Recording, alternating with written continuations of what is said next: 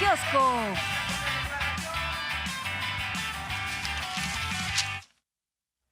Bueno, vamos a comentar ampliamente en un momento más todo este tema del anuncio del acuerdo al que se llega con Grupo México. Desde ayer se anunció, por eso está en portadas, no en todas, por cierto, que es una gran noticia, debería de ser parte de las 8 columnas de muchos periódicos, lo trae La Jornada, solo falta la firma de Larrea, cosa que, no sé, hoy en la mañana Adán Augusto López, el secretario de Gobernación, habló de que ya se había firmado el día de ayer, ¿no? Sí, ayer en la noche. Sí. ¿No? Bueno, pero hasta aquí se había quedado la información. Recuperará el gobierno federal 123 kilómetros de la vía en Veracruz. Encabezó Adán Augusto López la reunión con Grupo México. Y bueno, pues como ya vimos y ya escuchamos, el pacto pues no incluyó dinero, lo que fue una versión que estuvo corriendo en días pasados, que también ya había sido desmentida y ahora se confirma. Así es, porque en días pasados dijeron, no, ya se llegó a un acuerdo, una rebaja, querían 1,500 millones y ya después el gobierno cedió y va a dar 7,000, pues nada de eso, no dio un solo centavo. Y rápidamente nos hace sacar Reforma y el Universal, parece que se están copiando la tarea, la información, porque sacan los dos lo de los hermanos de López Obrador en relación a las corcholatas, ¿no? Dice el Universal, Sheinbaum y Ebrard presumen el amor de los hermanos de López Obrador. Y amarrando navajas, ¿no? Amarrando navajas. Y por el otro lado, pero también Reforma, ahí tenemos el de Reforma, en la parte superior derecha, dice, dividen corcholatas a hermanos de López Obrador. O sea, se copiaron la tarea, ¿no? Se copiaron la tarea, pero... sí, no, efectivamente. O sea... mira, no, el Universal sí trae Gobierno y Grupo México, logran acuerdo por Ferrosur, una cosa aquí chiquita en medio, después de la importante noticia de los hermanos del presidente López Obrador. Y lo que sí, que también no se ve en varios periódicos del día de hoy, pero sí lo trae La Jornada, pues son dos cosas importantes. Ayer el Tribunal de Justicia Administrativa determinó que hubo una afectación al erario por la construcción a sobrecostos de la estela de luz, una cosa que ya sabíamos, pero que ahora se confirma. ¿Hasta ahora? O sea, además, esa es la justicia que llega tan tarde, no es justicia. Pero bueno, es la estafa de luz y Felipe Calderón que nos tiene que decir a todo esto, porque él la inauguró, él la promovió, él dijo va. Incluso tuvo un evento ahí bastante chafón en su momento con Margarita Zavala. Y resulta que lo que se sabía, lo que ya todos conocíamos, ya es una realidad jurídica, ¿no? Ya es cosa juzgada. Y es lo que dice este Tribunal Federal de Justicia Administrativa. 230,777,487 pesos de daño al erario en esta construcción del espacio conmemorativo. Recordemos, se inauguró por los festejos del Bicentenario de la Independencia. Y no, lo que quería ver aquí era, lo tengo por aquí, me lo vuelven a poner porque había el tema de por qué, en qué se sobregastó, ¿no? Se sobregastó en exceso respecto al precio unitario de acero, de kilogramos de más pagados en acero, desembolsos en demasía por conceptos de transporte, montaje, entre otros. Y a quien responsabilizan es al que estaba a cargo de la obra, que por ahí está el nombre también, pero como dices, no hay una explicación del expresidente Felipe Calderón, que además la defendió a capa y espada en su momento. Y ahora, bueno, esto es importante hablando de estafas, de desvío de recursos públicos, porque ayer salió otra información respecto a lo mismo. Una raya más al tigre. Pero sí, en el caso de Felipe Calderón es el símbolo de la corrupción, la estafa de luz. Y uno se pregunta, si eso hicieron con el símbolo que supuestamente era para celebrar el Bicentenario, ¿qué no hicieron en otros frentes? Porque esto es relativamente menor frente a, por ejemplo, la media barda, que pagaron un dineral y finalmente no se construyó la refinería. Frente a los contratos también que tuvieron con Repsol o con estas empresas transnacionales españolas, que muchos de estos simplemente se firmaron, pero no se daba siquiera el servicio. Entonces, imagínense el tamaño de la corrupción. Los reclusorios, o sea, es una colección de historias de corrupción. Y en este caso al que te refieres, Esteban Azul, pues sí, resulta que lo de la estafa maestra pues ya se lleva al terreno de una entidad federativa, ni más ni menos que al Estado de México, ¿no? Y precisamente los que hicieron lo de la estafa maestra son los priistas del Grupo Atlacomulco, los priistas que tienen como cuna precisamente la zona en donde ahora sabemos hay un nuevo escándalo de corrupción. Hay un nuevo escándalo de corrupción, se detecta pues este mismo mecanismo que de la estafa maestra operando en el Estado de México entre 2018 y 2022. Tras un reportaje, una investigación de años de una periodista que, por cierto, fue secuestrada, luego liberada, pero fue secuestrada y le robaron todos sus documentos, sus instrumentos de trabajo. Evidentemente la amedrentaron para no seguir con esta investigación, pero sí la pudo seguir haciendo entre 2018 y 2022. Lo que se encuentra es el gobierno del Estado de México contrata al menos 15 empresas fachada por medio de 40 contratos por un valor de 5,000 millones de pesos. ¿De dónde salieron estos contratos? De una dependencia, ¿no? La Secretaría de Desarrollo Social del Estado de México, que en ese momento era encabezada por Eric Sevilla Montes, actual presidente del PRI en el Estado de México, y que luego fue reemplazado en la Secretaría por Alejandra del Moral. Esto es la información que se libera el día de ayer y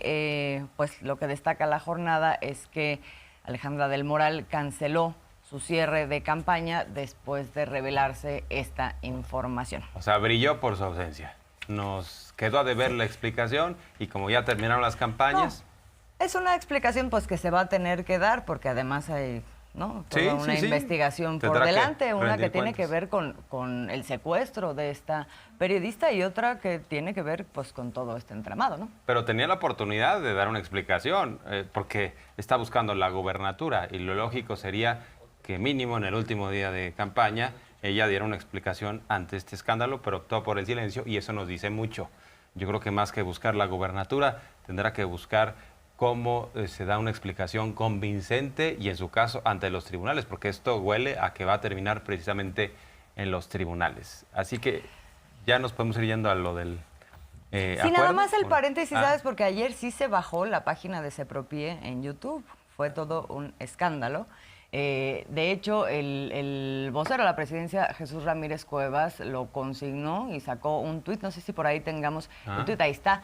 Sin justificación aparente, YouTube suspendió la cuenta de Sepropie, que transmite de manera oficial las conferencias mañaneras. Demandamos a la plataforma respetar las cuentas oficiales para transmitir las conferencias del presidente. Dicho sea de paso, varias cuentas de YouTube de otros medios que reproducen la conferencia matutina, pues ayer estuvimos teniendo problemas aquí, tengo información de Capital 21 también, pues también tuvieron este problema y se está escudando en un tema de derechos de autor. Sin embargo, pues ya evidentemente esto ha causado pues sospechas y dudas, ¿no? Respecto a que se pueda tratar más bien de un tema de censura, que es pues lo que preocuparía pues no al gobierno, sino a la propia ciudadanía, a la población, en tanto a que estaría atentando en contra de su derecho a la información. Pues sí, porque el presidente López Obrador ha expresado públicamente que la señal es para todo el público, es abierta y le pertenece a la nación, o sea, no se puede privatizar. ¿Y qué sucede? ¿Cómo funciona este asunto de YouTube? Bueno, si alguien tiene los derechos, reclama y YouTube puede bajar otros canales. Esto quiere decir que hay alguien en específico que a nombre del gobierno de México o una empresa privada está tratando de medrar con todo esto. Pero bueno, hasta ahí ese tema. Ahora sí entramos a la de Grupo México, ¿no? Vamos a ver lo que nos informan esta mañana con respecto al acuerdo que se alcanzó el día de ayer. Informo al pueblo de México con la empresa del señor Germán Larrea, Grupo México, porque se decidió, de conformidad con un decreto, recuperar para la nación un tramo de la vía del ferrocarril del sureste en el istmo de Tehuantepec. Ayer era el último día para poder llegar al acuerdo. Por eso fue el decreto para considerar zona de seguridad nacional y de utilidad pública. Y eso fue lo que llevó a la recuperación de este tramo. Se hizo un avalúo, van a regresar la concesión y en el tramo de el istmo hacia Veracruz se amplía la concesión a 8 años. No se paga, sino se les amplía 8 años su concesión por ceder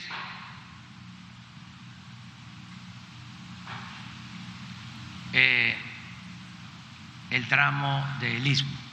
Ayer era el último día para poder llegar al acuerdo. 2036. Ya la Secretaría de Marina va a operar todo el ferrocarril del istmo. Se logró también que la empresa en otra subsidiaria levantara una demanda que habían interpuesto contra el Tren Maya. Sí. Entonces fue un arreglo muy favorable. Yo estoy muy contento porque es el rescate de una vía del ferrocarril en una región estratégica. Con este bien hemos recuperado más de 2.000 kilómetros concesionados de vías férreas. Y yo espero terminar mi mandato entregando 2.000 kilómetros de vías férreas con trenes de pasajeros. Pues no teníamos trenes de pasajeros y ahora va a entregar 2.000 kilómetros López Obrador. También hay una marcada diferencia y ojalá que todavía se pueda rescatar el tren México-Querétaro que está en negociaciones, en pláticas, ¿no?, con una empresa. Sí, pero además algo que ya habías comentado tú en otras ocasiones también, Jorge Armando, se une el Pacífico con el Golfo, se une el Istmo de Tehuantepec con el sureste mexicano en una continuidad de vías férreas que quedan en manos del Estado y que eso permite pues muchas cosas, control estratégico y la garantía de que se puedan establecer esas comunicaciones para producción, para comercialización, en fin, porque en medio de toda esta región, además de toda la infraestructura turística que también y de recuperación arqueológica que se está llevando a cabo, pues también hay todo un tema estratégico de parques industriales que están en marcha también, ¿no? Entonces, sí, es estratégico, es también recuperación de la soberanía y es una vuelta de tuerca a lo que ha sido la lógica en este país, ¿no? Con respecto a las concesiones y con respecto a cómo utilizamos los recursos de la nación.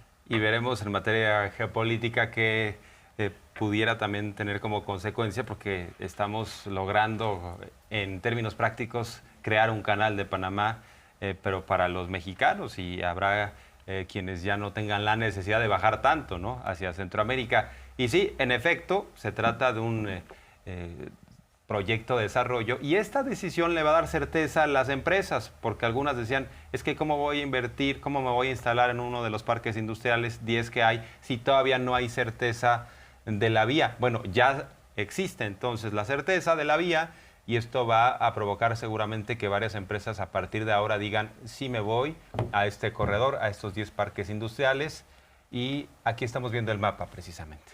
Sí, estamos viendo el mapa que une todas estas vías férreas desde el sureste con toda la infraestructura que se está haciendo alrededor del Tren Maya y luego ahora como con este pedacito pues ya toda la vía férrea, ¿cómo nos dijo el nombre esta mañana el presidente? Las ferrocarriles del sureste, ¿no? Del sureste. Ya quedan en manos del Estado a través de la Secretaría de Marina, ¿no? Así es. De Secretaría de Marina, así es. Y vemos también el tramo de Medias Aguas a Coatzacoalcos, ¿no? Que es el que se recupera. Es un tema de soberanía nacional, una negociación importante en donde intervino la Secretaría de Gobernación, por eso Adán Augusto López dio algunos detalles. Sí, pero fíjate qué importante, aquí estamos viendo cómo, por ejemplo, por estas vías quedan cerca de Dos Bocas, por ejemplo. O sea, estamos hablando también de infraestructura que tiene que ver con las refinerías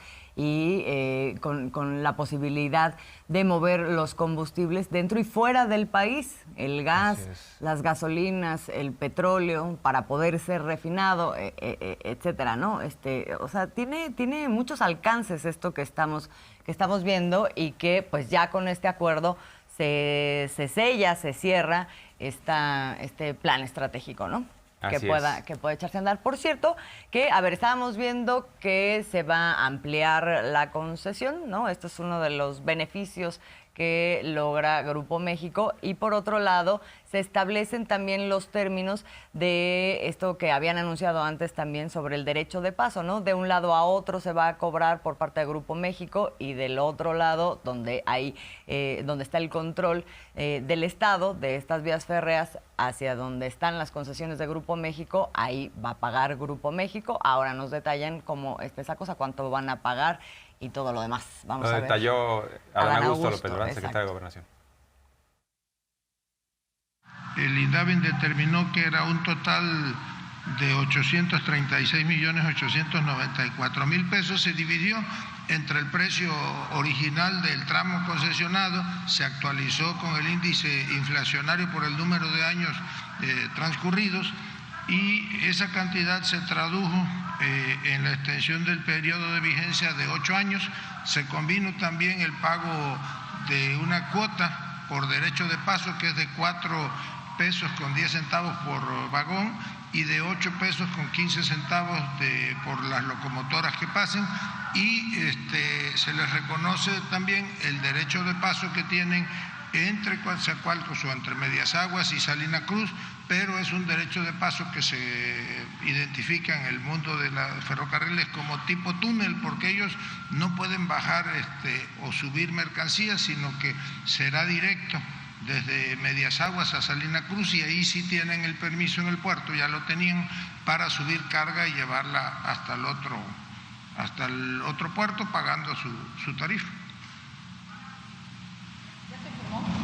Sí, ya se firmó anoche, ayer a las 7 de la noche se firmó la empresa Ferrosur, la Secretaría de Marina, el secretario de Hacienda y el servidor.